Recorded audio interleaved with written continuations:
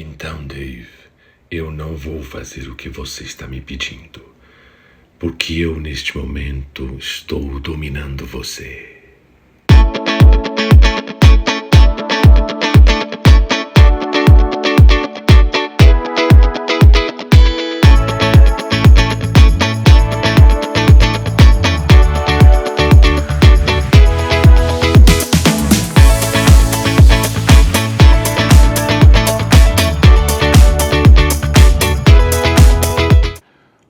Olá pessoal, bem-vindos a mais um 50 and Above. Só que desta vez eu vou falar de um assunto um pouquinho mais tecnológico, especificamente sobre inteligência artificial e como isto vem impactando a nossa sociedade e a educação.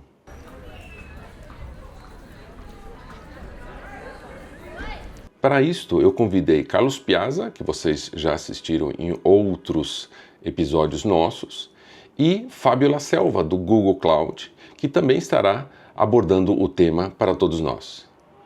Não é um tema especificamente para os 50 and above somente, é um tema para todos nós. Todos nós que estamos aí vendo e assistindo a inteligência artificial e como a tecnologia está invadindo os nossos lares, as nossas vidas e o nosso futuro.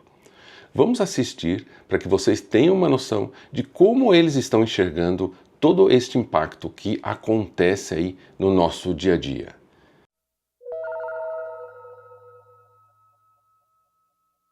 Porque esse tema de inteligência artificial é um tema novo na nossa sociedade e a gente precisa entender o quanto vocês estão...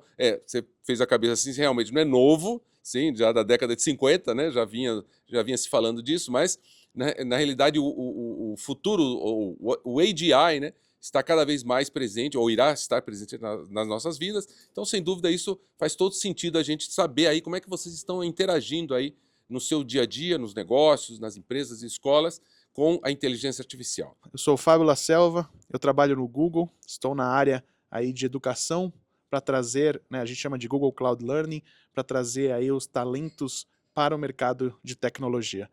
E por mais que inteligência artificial não seja a minha praia, fiquei muito feliz com esse convite para aprender com o professor Carlos aqui, porque sei de toda a sua reputação e também quero explodir a cabeça aqui junto com vocês. Então vai ser muito bacana aí, muito obrigado por estarem presentes e obrigado pelo convite. Prazer estar aqui com vocês. Bom, Rick convida, só de raiva eu venho, tá, Fábio? Então, eu sou futurista regenerativo, certificado pelo Millennium Project. Millennium é a agência de futuros da ONU e sou darwinista digital já de 20 anos, trabalhando só com as questões da polimatia do mundo da tecnologia.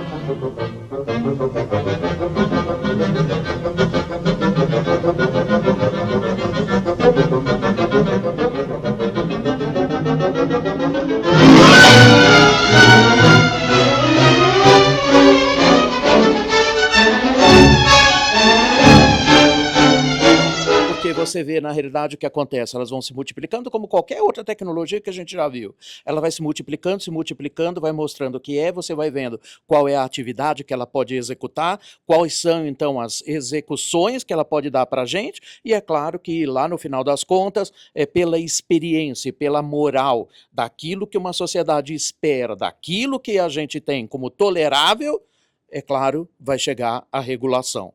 Então, é claro que quando chega a regulação lá com cara de bravo, é claro que a gente está falando disso. Todo ciclo que a gente vê, o darwinismo digital fala muito sobre isso, Rick. A gente tem tecnologias comandando uma escalada de mudança sem trégua, sem parada, sem ponto de chegada. O que a gente vê logo depois, pessoas e tecnologia, historicamente, sempre tiveram ligados. Isso não é uma coisa nova, não é que tecnologia vem do futuro, nunca veio. Ela veio da história contínua do homem, isso está lá na antropologia, e claro que as empresas vêm comendo poeira atrás, e o último a se pronunciar é o meio político, regulatório, legal, para entender qual foi a atividade desenvolvida, se a sociedade tolera ou não aquele tipo de coisa e regula na saída. Então, claro, isso aqui eu acredito que poderia ser assim mesmo. Ela vai se multiplicando, você tenta matar num primeiro momento, você não consegue, ela se replica, porque o peso exponencial das tecnologias, né, convergidas entre si e combinadas entre si, dão um cenário que às vezes é muito assustador, de um lado, e é claro que muitas coisas nisso saem da régua comum. Aí chega o ciclo da regulação, como a gente viu ontem, já dei entrevista hoje para falar sobre a regulação, sobre o marco. Eu sou completamente contra o que foi feito, como também sou contra o que está sendo feito lá na Comunidade Europeia, justamente porque quando a gente regula sobre a égide do medo, não sobre a atividade posta, a gente vai ter um tempo muito curto de regulação. Como a tecnologia ela vai mudando, ela vai mutando, ela vai oferecendo muitas outras coisas, sabe, no meio do caminho, é claro que a gente sabe que uma regulação mal feita ela poderá ter vida útil de meses e não mais do que isso. Então, quando eu regulo pelo medo e não tem nada de novo isso, porque você sabe que na virada do século passado, Rick, o Thomas Edison, e para quem nunca viu isso, vai lá depois no YouTube, o vídeo tá lá, para provar que a energia, né, elétrica de corrente alternada era tão perigosa para o ser humano, Thomas Edison eletrocutou um elefante em praça pública para colocar medo nas pessoas, para dizer o quanto era perigoso a eletricidade que está aqui sobre a gente. Gente, ele precisou eletrocutar um elefante, já viram isso? Claro, sobrou para o elefante. E é claro que quando a gente coloca o medo em primeiro lugar, nunca é bom. A regulação deve ser sobre a realidade posta, sobre o que é que a gente fez com uma determinada tecnologia, a gente tira os excessos pela regulação. Você, pelo medo, acaba regulando, certamente serão regulações muito mal feitas. Primeiro ponto. Segundo ponto, ninguém que está lá regulando faz a menor ideia o que é inteligência artificial ou o que é capaz de fazer. O que deixa ainda o aspecto regulatório ainda muito frágil. Estou falando aqui o que eu acabei de falar para a Rede Globo lá em Porto Alegre, que ela foi lá me perguntar sobre regulação, porque eu falei lá, e ela foi correndo lá ouvir. Mal feita, feita por gente que não sabe o que está falando e de uma forma, sabe, não muito recomendada, porque ela vai ter prazo de validade de meses. Eu não dou 2, 3 meses para a gente estar rediscutindo a desfibrilação da regulação. Teremos que fazer de novo. A velocidade de mudança é muito alta.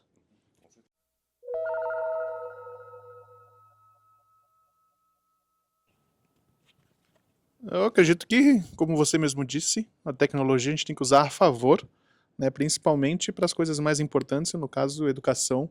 Na minha opinião, acho que de todos, a educação é a base para a gente conseguir construir qualquer coisa. Vou até pegar o vídeo aqui o professor Carlos foi muito completo no que ele compartilhou aqui na análise dele, mas no próprio vídeo aqui, o que eu achei muito curioso é que tem uma hora que o Mickey está desesperado, né? E aí o que ele pega? O livro e começa a ler. Para mim isso representa a educação, né? Então, acho que o que a gente pode aprender com esse vídeo é a gente trazer a educação antes, desde já, e a gente se conscientizar que a educação ela tem que vir antes da gente começar a mexer, na verdade em paralelo, né? Então, quando a gente está trazendo aí a inteligência artificial, que é uma tecnologia, como você mesmo mencionou, não é que ela é nova, mas que ela foi aberta aí ao público, ao B2C recentemente, então a gente ia aprendendo junto com ela. E ela é uma ótima ferramenta para a educação também, né? Então, utilizar todo o potencial dela para trazer novos aprendizados mais rápidos, aprendizados diferentes. Então, eu diria que é nossa parceira, né, para aprender mesmo. Legal. Abordando um pouquinho esse tema, né, e aí a gente ampliando um pouquinho mais, quer dizer, como é que você enxerga não só o uso dessa nova ferramenta que a gente está aqui debatendo constantemente, mas assim, a AGI, né, é o próximo passo. né? Então, como é que vai ser o impacto dentro da sociedade com o uso de uma ferramenta tão poderosa, né? Que poderá, lógico, trazer novas, ou abrir novas fronteiras, mas ao mesmo tempo trará coisas ruins, né? Quem inventou o automóvel nunca imaginou que o automóvel seria uma arma para atropelar pessoas, né? Obviamente, ele pensou de uma forma positiva, né? E imagino que o Ford também, né, tenha pensado isso. Falou, bom, vou fazer muito carro porque eu quero vender, ganhar dinheiro, mas eu não quero que as pessoas morram, porque senão vou perder os clientes que precisam comprar o carro, que poderia ser de qualquer cor, né, desde que fosse preto, né? Mas, então, assim, como é que você enxerga, Piazza, essa nova fronteira aí que a gente está começando a enxergar aí, e em breve, né? Na realidade já é passado, tá, Rick? Porque já está sobre a gente. Eu participo junto com o pessoal do Millennium da regulação do mercado comum europeu para AGI, alguma coisa no Senado americano também, que já desponta lá, e o grande fato é o seguinte, a gente está começando a perguntar para que tanta capacidade de simulação.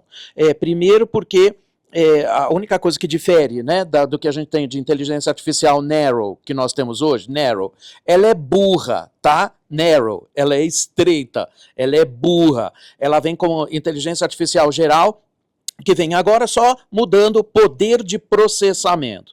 Isso significa que a nossa inteligência artificial, que a gente chama de BUA hoje, ela tem poder de simulação de 200 petaflop, quando a gente está falando do dobro em IGI. Isso significa que vai para 400 petaflop.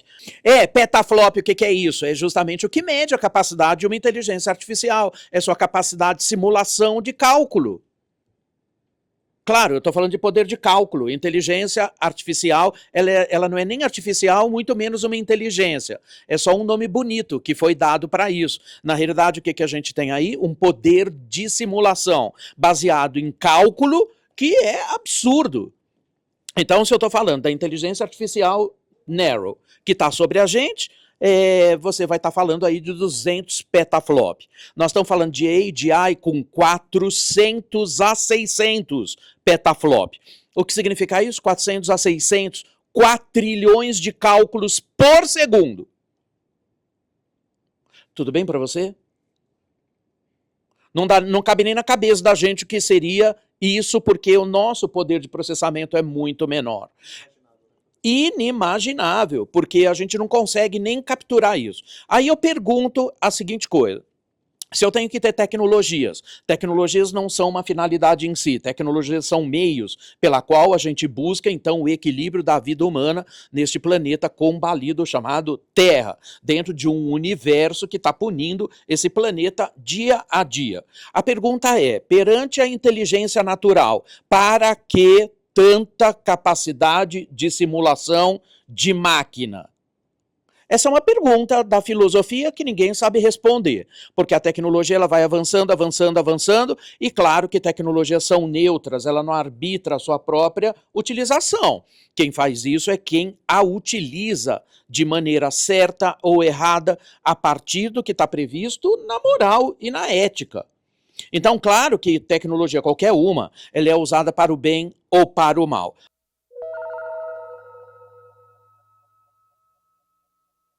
Inteligência artificial, cada vez mais querendo se parecer com gente, e as pessoas cada vez mais querendo ser confundidas com máquinas. É claro que isso não dá certo. Cada convergência homem-máquina diz respeito ao melhor dos humanos com o melhor das tecnologias, nunca mais, né, confundindo um com os outros. Então, quando a gente fala sobre isso, a pergunta que não quer, né, parar de ecoar é: para quê?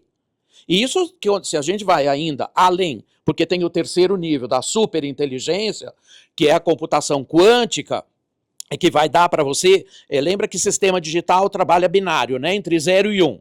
Ela vai ocupar um pouquinho da faixa entre 0 e 1. Mas eu tenho que lembrar que sistemas digitais, sistemas biológicos são diferentes, porque o sistema biológico é analógico por excelência. A gente ocupa todo o espaço entre 0 e 1. Então a pergunta é, por que é que eu me aproximo de ser uma máquina ruim, empobrecendo um recurso natural que a gente tem, tentando empobrecer toda a ocupação entre 0 e 1 para se parecer com uma máquina que opera entre qualquer coisa entre 0 e 1?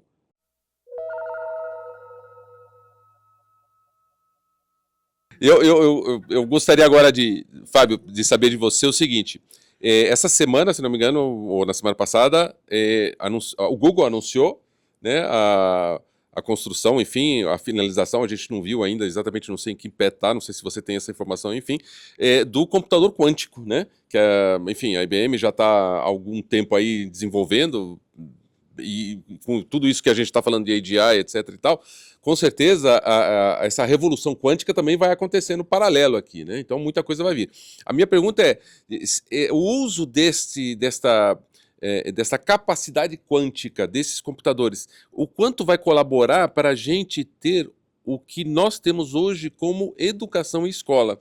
Será que nós, em breve, nos estaremos substituindo o modelo que nós temos hoje por algo diferente, algo que na realidade a gente poderá até rapidamente obter o conhecimento, né, como você mesmo citou, e de repente a gente não precisa estar abordando e tendo que estudar aí, tanto fazendo e tentando adquirir um diploma que não serve para nada. O que você acha dessa visão aí que a gente vai ter aí em breve?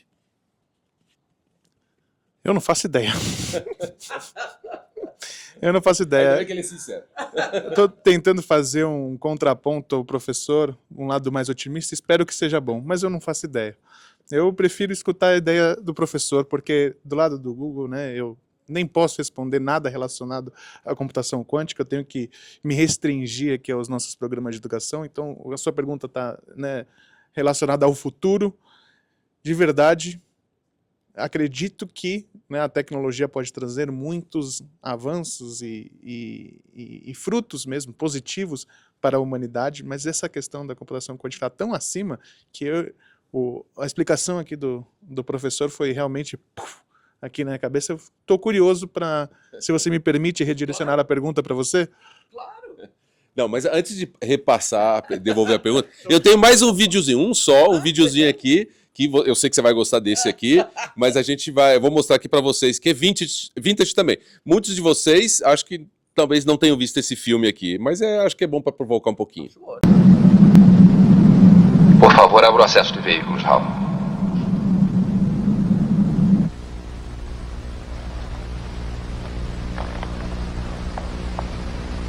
Por favor, abra o acesso, Raul.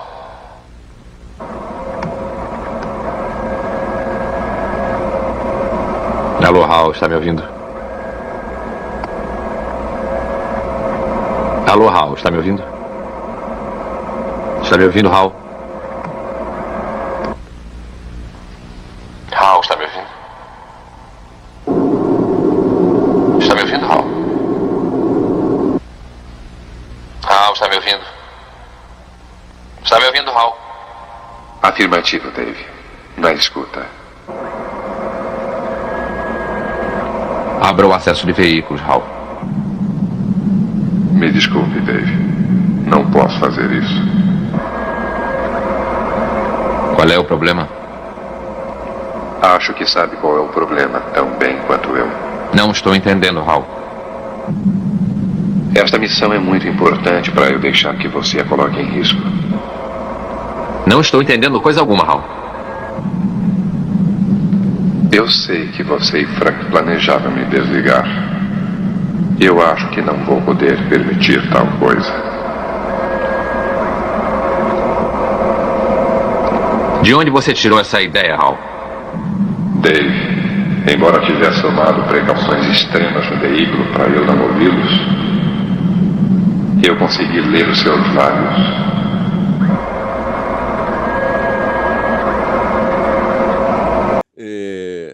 Lembrando desse filme, né? Bom, nós somos fãs desse filme, 2001, Odisseia do Espaço. Quem não viu, vocês mais jovens, vejam. Esse é um filme de 1967, 68. Stanley Kubrick que fez, já faleceu. E olha só, um filme extremamente bem feito para a época e falando e abordando um tema que hoje está aí na nossa pauta, né? E todo mundo está falando sobre isso, né? E recentemente não, estava ouvindo um diálogo no YouTube, estavam duas pessoas cientistas me comentando assim, hoje a gente fala muito do problema do clima, né? Do tempo, ou seja, né, do aumento da temperatura, que isso vai destruir o próprio planeta. Uma máquina poderia, então, interpretar da seguinte maneira: se o problema que torna o planeta mais quente são os humanos, então vamos acabar com os humanos. Você acha que é viável? Olha, não só acho que é viável, como eu tenho uma lista preparada já para que é exatamente isso. Porque, na realidade, toda a plataforma lê padrões. E se ele está lendo padrões, nós estamos dando o que é a disparidade do padrão. Não seria nada difícil. O grande barato do HAL 9000, que é o nome desse bicho rebelde, foi a primeira máquina rebelde que a gente viu, e ainda quando era o tempo da ficção. Isso significa que tem os dois lados da moeda. Tem a rebeldia da máquina, e onde tem muita tecnologia, certamente tem muito psicopata. Simples assim. Então isso significa que tanto o HAL 9000 é de verdade, quanto Skynet também. Alguma dúvida? Não. Quando a gente estuda Science Fiction Experience Design, que é uma disciplina obrigatória, né, de quando a gente estuda futurismo regenerativo, estratégico, tudo que está na ficção virá para a vida real, porque a ficção é tão somente a intencionalidade proposital do futuro preferível.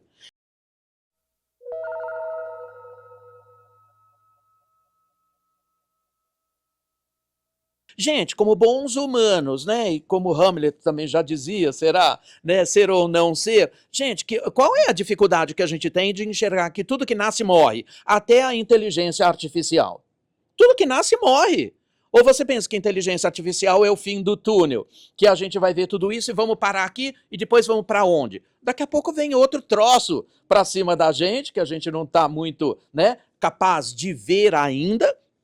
Por quê? Porque a inteligência artificial, ela força uma mudança cognitiva. Isso significa que estamos, então, com inteligência artificial na 7ª revolução cognitiva dos sapiens. A partir da própria inteligência artificial, deveremos assumir a feição neo-humana. Isso significa a confluência dos novos humanos com inteligência artificial. Isso significa o quê? As revoluções cognitivas, elas vêm obrigatoriamente para que a gente mude a maneira de pensar. Então não é só uma tecnologia que chega, o que eu vou fazer com ela. A gente está submetido a isso numa nova maneira de pensar. Isso significa uma revolução cognitiva. 7ª revolução cognitiva dos sapiens. Então, não é uma coisa tão simples também da gente olhar desta forma. E aí, gostaram? O que vocês acharam deste tema? Vale a pena a gente seguir nesta tendência? Façam seus comentários aqui embaixo e não se esqueçam de se inscrever no nosso site e dar um likezinho ali para que a gente siga e continue com este investimento aqui para vocês.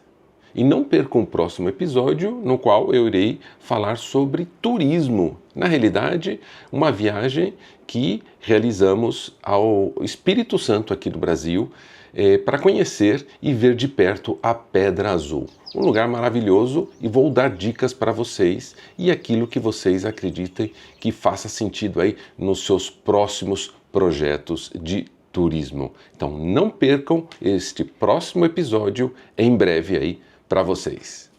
Um beijo grande e fiquem bem, com muita saúde.